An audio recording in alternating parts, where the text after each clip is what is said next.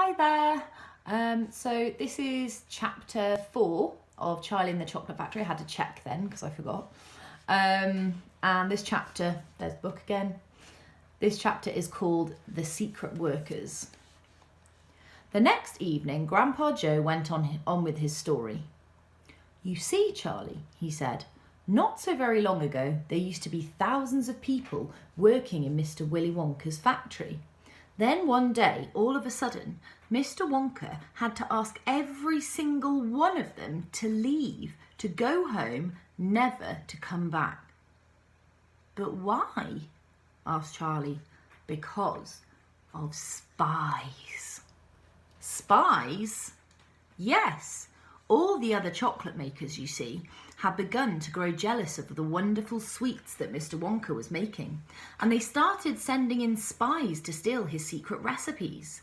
The spies took jobs in the Wonka factory, pretending that they were ordinary workers, and while they were there, each one of them found out exactly how a certain special thing was made. And did they go back to their own factories and tell? Asked Charlie. They must have, answered Grandpa Joe, because soon after that, Fickelgruber's factory started making an ice cream that would never melt, even in the hottest sun. Then Mr. Prodnose's factory came out with a chewing gum that never loses its flavour, no matter how much you chew it. And then Mr. Slugworth's factory began making sugar balloons that you could blow up to huge sizes before you popped them with a pin and gobbled them up. And so on, and so on. And Mr. Willy Wonka tore his beard and shouted, "This is terrible! I shall be ruined. There are spies everywhere. I shall have to close the factory." But he didn't do that, Charlie said. Oh, yes, he did. He told all the workers that he was sorry, but they'd have to go home. Then he shut the main gates and fastened them with a chain, and suddenly Wonka's giant factory became silent and deserted. The chimney stopped smoking, the machines stopped whirring, and from then on not a single chocolate or sweet was made. Not a soul went in or out, and even Mr. Willy Wonka himself disappeared completely. And here's a picture of Grandpa Joe telling Charlie the story. There you go. Months and months went by, Grandpa Joe went on.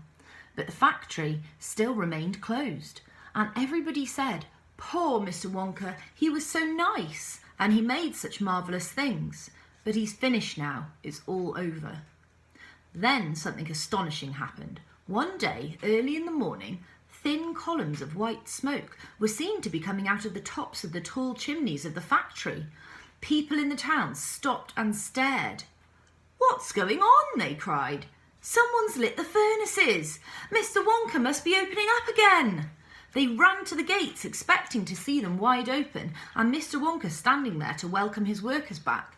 But no! The great iron gates were still locked and chained as securely as ever, and Mr. Wonka was nowhere to be seen. "But the factory is working," the people shouted. "Listen, you can hear the machines. They're all whirring again, and you can smell the smell of melting chocolate in the air." Grandpa Joe leaned forward and laid a long bony finger on Charlie's knee, and he said softly, "But most mysteriously of all, Charlie, were the shadows in the windows of the factory." The people standing on the street outside could see small dark shadows moving about behind the frosted glass windows. "Shadows of whom?" said Charlie quickly. That's exactly what everybody else wanted to know. "The place is full of workers," the people shouted, "but nobody's gone in. The gates are locked. It's crazy. Nobody comes out either." But there was no question at all, said Grandpa Joe, that the factory was running. And it's gone on running ever since for these last 10 years. What's more, the chocolates and sweets it's been turning out have become more fantastic and delicious all the time. And of course now, when Mr. Wonka invents something new and some wonderful sweet, neither Mr. Fickelgruber nor Mr. Prodnose nor Mr. Slugworth nor anybody else is able to copy it. No spies can go into the factory to find out how it's made. "But Grandpa, who cried Charlie. "Who is Mr. Wonka using to do all the work in the factory?" "Nobody knows, Charlie." "But that's absurd. Hasn't someone asked Mr. Wonka?" "Nobody sees him anymore. He never comes out. The only things that come out of that place are chocolates and sweets. They come out through a special trapdoor in the wall, all packed and addressed, and they're picked up every day by post office trucks." "But Grandpa, what sort of people are they that work in there?" "My dear boy," said Grandpa Joe, "that is one of the great mysteries of the chocolate making world. We only know one thing about them. They are very small. The faint shadows that sometimes appear behind the windows, especially late at night when the lights are on, are those of tiny people no taller than my knee." "There aren't any such people," Charlie said. Just then, Mr. Bucket, Charlie's father, came into the room. He was home from the toothpaste factory, and he was waving an evening paper rather excitedly. "Have you heard the news?" he cried. He held up the paper so that they could see the huge headline. The headline said, "Wonka Factory to be opened at last, to lucky few." And that's the end of chapter 4.